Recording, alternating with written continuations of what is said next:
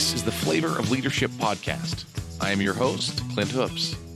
Together, we explore the unique blend of leadership wisdom that helps top leaders consistently achieve work goals, develop personally, and find fulfillment with family. Let's get started.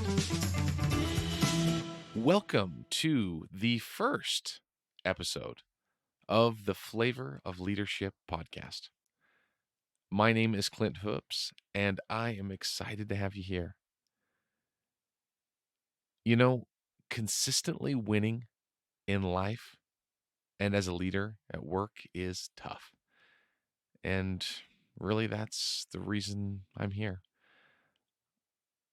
I want you to have a full life that includes the career achievement you dream of, while also winning at home and with family, and really in all parts of life that are important to you. I want you to accomplish great things while being an exceptional person. I have been an assistant manager. I've been a branch manager. I've been executive director and been a CEO like I am now, and have learned many things through all of these different opportunities to lead. I have led teams both large and also very small. I've worked within a large publicly traded organization down to small business, all of which had very different needs. You know, whether you currently lead an entire company or you lead a department or even just a single person, even if you just have a desire to lead someday, I believe you will find some insights here. So, why a podcast? There are lots of ways to help the world and get information out there. So why a podcast? You know, for me, I started listening to podcasts first back in about 2009, and podcasts hadn't been around too long at that point, at least under that name. You know, there have been audio blogs and other things like that for many years. But in 2009, I began listening to podcasts, and I loved the things that I could learn. Back then, there were not very many podcasts, and there are so many more now. But many great things to learn. I've always had a love for audio learning, whether it be, you know, audio books, whether they be fiction, nonfiction, any type of audio learning for most of my life. I think that's why a podcast has appealed to me so much. One of the other big reasons is I love to communicate with people one-on-one. I feel like it's in the one-on-one conversations that things really get accomplished, where communication truly happens.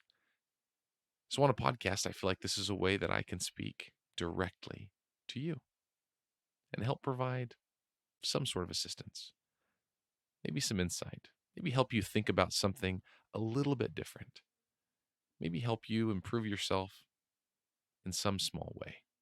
And often that some small way might make a huge difference in your life down the road, or even in the life of your family, or in the life of one of your team members.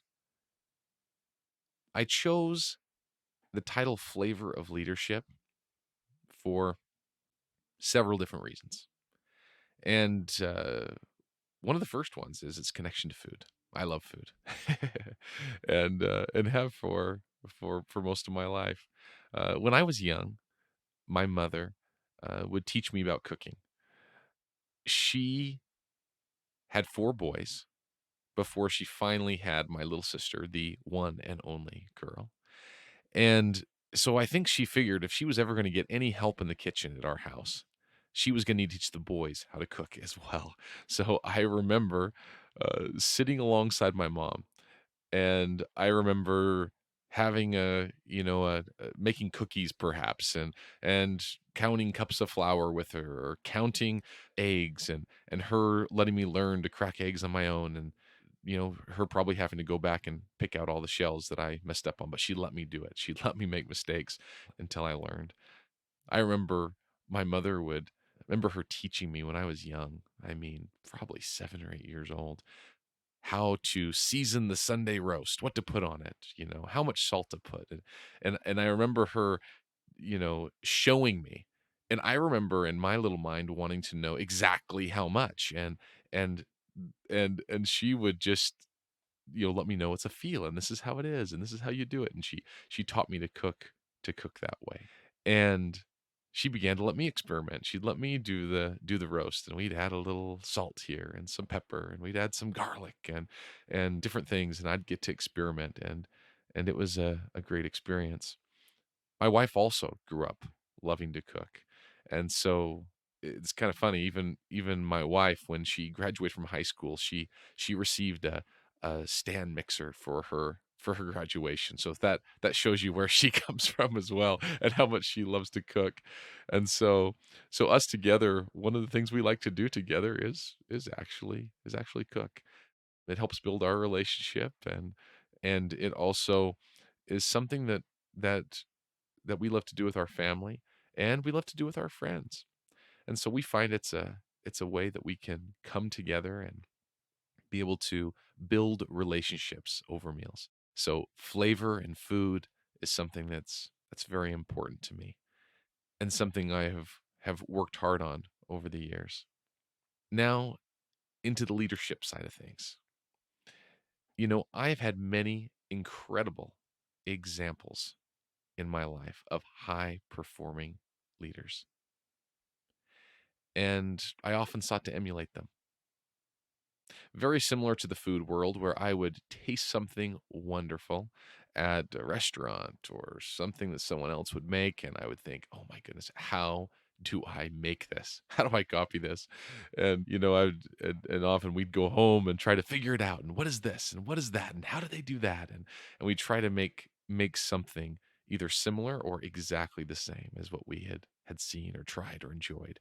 And I found myself doing the same thing with these high performing leaders that I would see.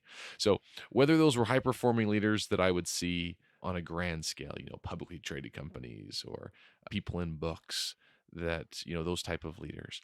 And very often it was leaders within the organizations that I worked. I have been blessed to work in some amazing organizations over the years with some leaders that have shown me how to be better.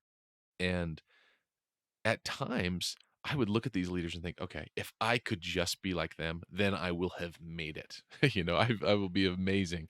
And at times, I found that I would emulate a little too closely, almost to the point that I was pretty much unknowingly trying to copy their style in every way.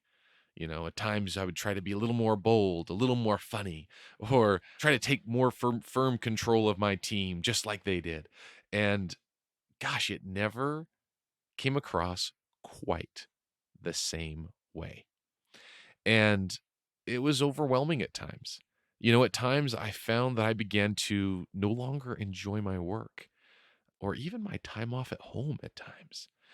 I don't believe that we have these separate, compartmentalized parts of our life, like work life and home life. We talk about them as if they're completely separate, but they all impact each other and really determine whether or not we have a full or fulfilled life.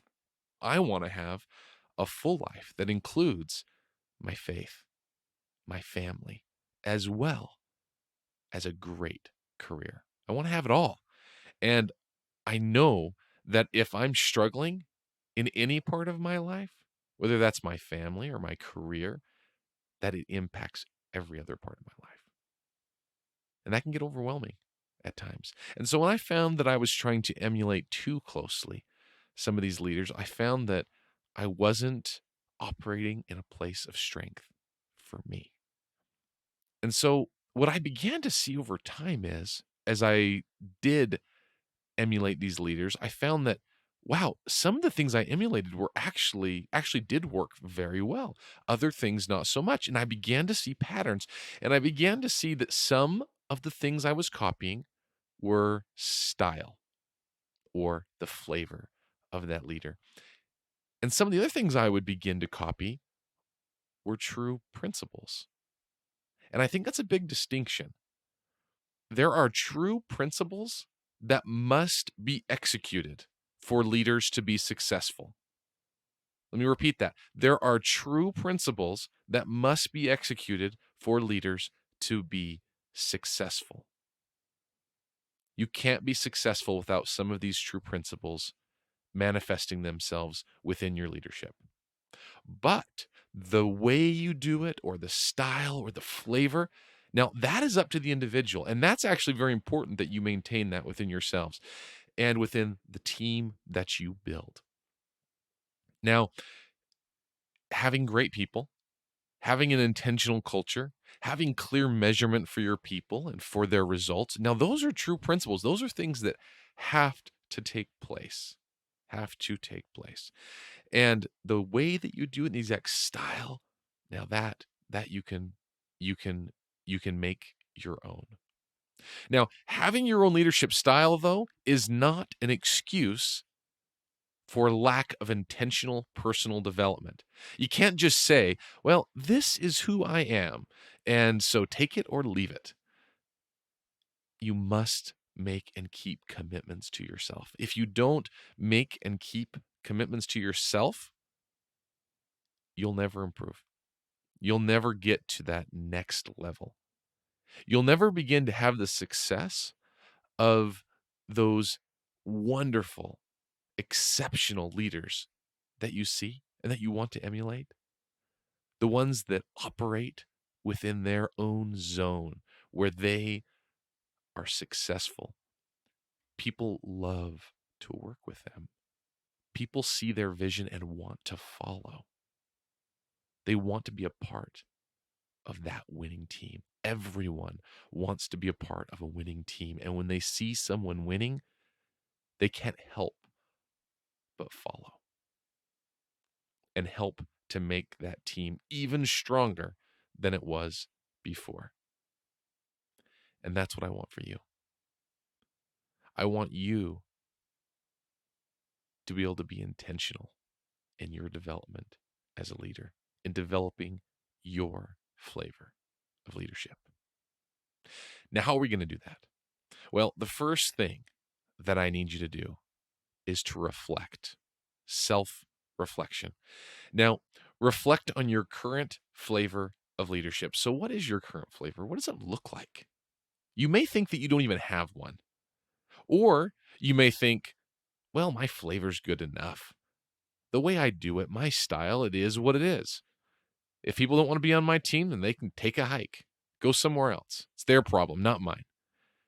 But reflect on where you're at and think about what is the single trait that most helps you be a great leader. So what is the single trait that most helps you be a great leader? You may know it right offhand. It should be one of your strongest places that you operate.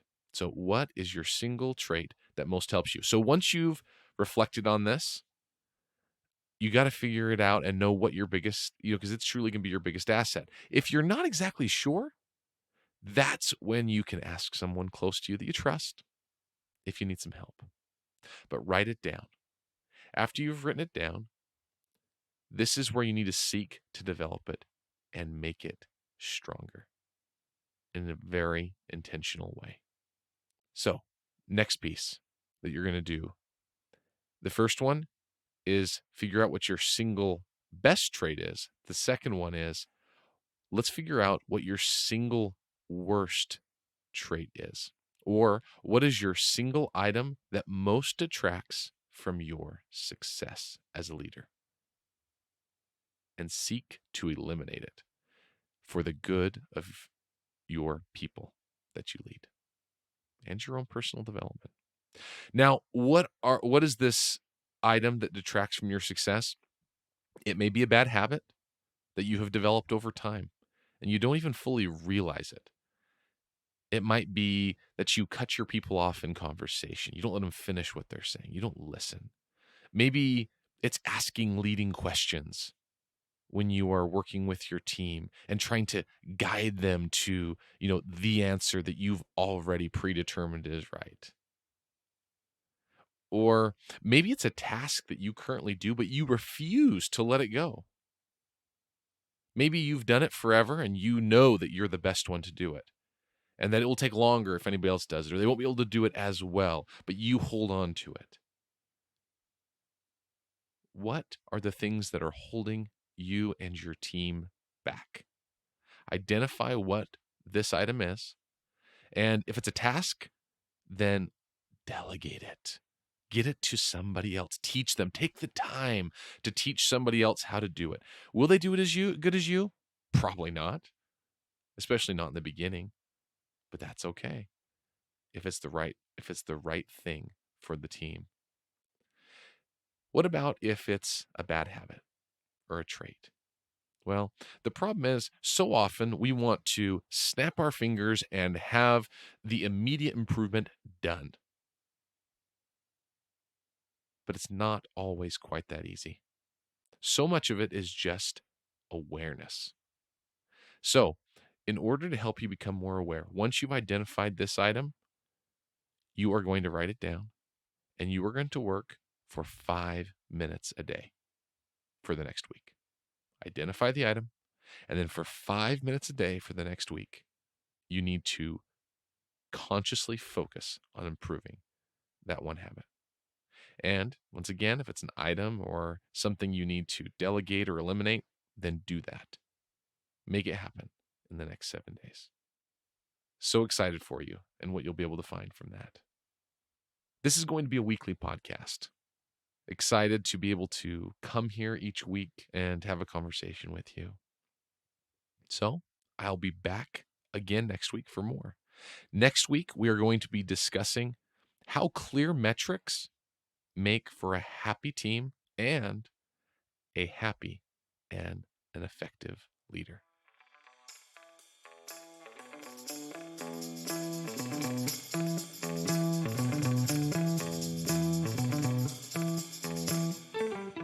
Thanks for joining me on this week's episode of the Flavor of Leadership podcast. If you enjoyed what you heard, please share it with a friend. And if you haven't already, subscribe, rate, and review the show on your favorite podcast player. If you have any questions, comments, or feedback for us, you can reach me directly at flavorofleadership.com. Thanks for listening.